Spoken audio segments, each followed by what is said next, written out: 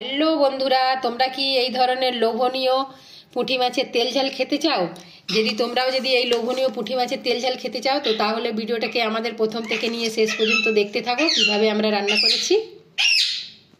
নমস্কার বন্ধুরা, আমি শিখা মণ্ডল আবার একটা নতুন রেসিপি নিয়ে চলে আসলাম। তো আজকে আমরা পুঁটি মাছের তেল ঝাল মালাবো। এই তো পুঁটি মাছগুলোকে আমরা খুব ভালোভাবে ধুয়ে নিয়েছি, ধুয়ে পরিষ্কার করে নিয়ে এসেছি। পুঁটি মাছগুলো দেখছো কত বড় সাইজ আছে। তো চলো এবার এতে আমরা নুন হলুদ মাখিয়ে খুব ভালো করে ভাজা করে নিই পুঁটি মাছগুলোকে। দিয়ে দিলাম একটু স্বাদ মতো নুন,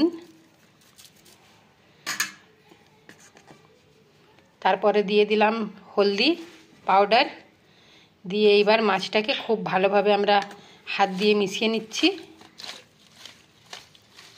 তো পুঁটি মাছগুলোতে আমরা খুব ভালোভাবে নুন হলুদ মাখিয়ে নিয়েছি। মাছগুলো কিন্তু একদম জ্যান্ত ছিল, দেখতেই পাচ্ছ তোমরা।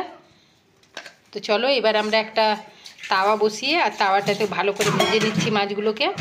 তোমরা চাইলে কোঁড়াতেও ভাজতে পারো, কিন্তু আমি তাওয়াতে ভাজছি। তাওয়াতে ভাজলে একটু তাড়াতাড়ি হয়ে যায়, অনেকগুলো করে ধরে, তো সেই জন্য আমরা তাওয়াতে ভেজে নিচ্ছি। তো এখানে আমরা দেখো একটা তাওয়া বসিয়ে দিয়েছি, এতে সরষের তেল দিয়ে দিচ্ছি। সরষের তেলটা খুব ভালোভাবে গরম হয়ে গেছে। এবার আমরা মাছগুলোকে এক এক করে সব মাছগুলোকে দিয়ে দিচ্ছি। সব মাছগুলোকে দিয়ে আমরা খুব ভালোভাবে, তো মাছগুলো আমাদের দেখো এক পিঠটা খুব ভালোভাবে লাল লাল হয়ে ভাজা হয়ে গেছে। তো সব মাছগুলোকে আমরা ভালো করে উল্টে দিচ্ছি। তো বাকি মাছগুলোকেও এইভাবেই আমরা লাল লাল করে ভাজা করে নিচ্ছি। তারপরে আমরা তেল ঝালের দিকে আসছি। এখানে দেখো আমাদের সব মাছগুলো খুব ভালো করে লাল লাল করে আমরা ভাজা করে নিয়েছি। তো মাছগুলো ভাজা হয়ে গেছে। এবার মাছের আমরা মশলাটা তৈরি করে নিচ্ছি। তো আমরা একটু আলাদা করে করব মশলাটা। তো দেখো মশলাতে আমরা কি কি দিচ্ছি তোমাদের সাথে একটু শেয়ার করছি। তো মশলাতে আমরা দিচ্ছি আদা আর রসুন, তার সাথে দিয়ে দিলাম 1 চামচ গোটা ধনে, লাল সর্ষে দিয়ে দিলাম 1 চামচ, হলদে সর্ষেটা দিয়ে দিলাম 1 চামচ, আর দিলাম 5-6টা শুকনো লাল লঙ্কা। তোমরা চাইলে লঙ্কাটা একটু বেশিও দিতে পারো।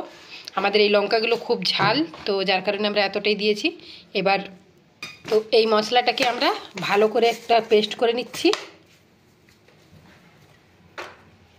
তো মশলাটা আমাদের এখানে খুব ভালোভাবে পিষা হয়ে গেছে। তোমরা চাইলে শিলেও পিষতে পারো। আজকে অনেকটা মশলা ছিল বলে যার কারণে আমরা মিক্সিতেই পিষে নিয়েছি। তো এখানে আমাদের কোঁড়া গরম হয়ে গেছে, এতে আমরা সরষের তেল দিয়েছি। তো প্রথমে আমরা দিয়ে দিলাম কালো জিরে, ফোড়নে দিচ্ছি কালো জিরে আর সাদা জিরে। তার সাথে বেশ একটা বড় পেঁয়াজ কুচিয়ে রেখেছি, পেঁয়াজ কুচোগুলো দিয়ে দিলাম।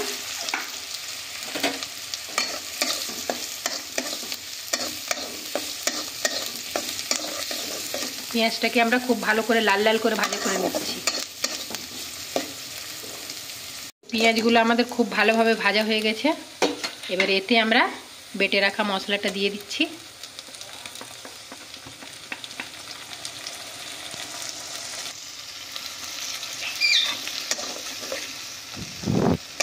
তো মশলাটাকে দেখো আমরা খুব ভালোভাবে ভাজা করে নিচ্ছি।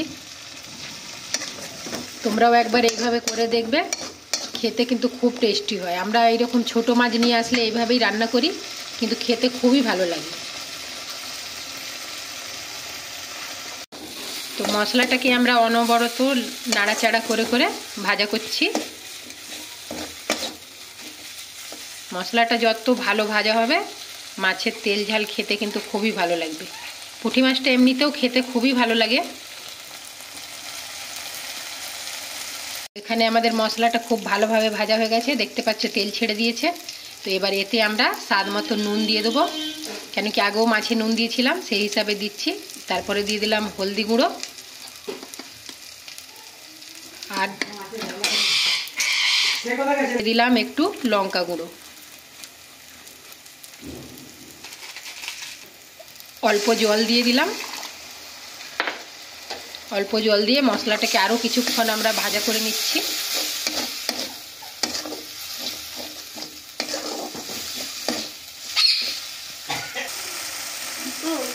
এতে দিয়ে দিলাম অল্প একটু চিকেন মশলা। তোমরা এইভাবে একবার খেয়ে দেখবে, দারুণ টেস্টি হয় কিন্তু মাছের ঝালটা। মশলাটা আমাদের খুব ভালোভাবে ভাজা হয়ে গেছে। তো তো এতে এবার আমরা অল্প জল দিয়ে দিচ্ছি, কেন কি ঝোল তো রাখবো না, কমই ঝোল রাখবো, যার কারণে একটু অল্পই জল দিচ্ছি। যত গাঢ় হবে তত খেতে খুবই টেস্টি হবে।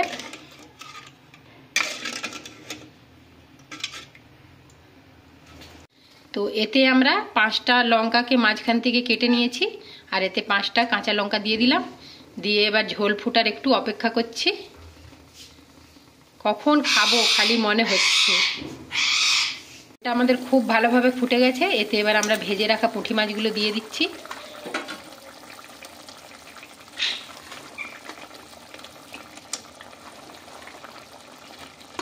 আমাদের এখানে পুঁটি মাছগুলো একদম জ্যান্ত জ্যান্ত আসে, খুব বড় বড়। বর্ষার দিনেরগুলো তো খুবই ভালো থাকে, একদম ডিমে ভরা। সেই পাশে ড্যাম আছে, ড্যাম থেকে মাছগুলো আসে, খুব মিষ্টি কিন্তু খেতে। তো তোমরা এতক্ষণ ধরে বসে বসে আমাদের ভিডিওটাকে দেখছো বন্ধুরা, সত্যি খুবই ভালো লাগছে। তো প্লিজ তোমরা এভাবেই একটু পাশে থেকো। এবার আমরা দিয়ে দিলাম কুচিয়ে রাখা ধনেপাতাগুলো। মাছটাকে কিন্তু বেশি ফুটালে, একটু নরম হয়ে গেলে কিন্তু খেতে ভালো লাগে না। এবার যে যার নিজের কারো হয়তো বেশি ভালো লাগে একটু ফুটিয়ে, কারো একটু কম ভালো লাগে। আমরা একটু কমই ফুটিয়ে করি, একটু মাছগুলো শক্ত শক্ত থাকলে খেতেও ভালো লাগে।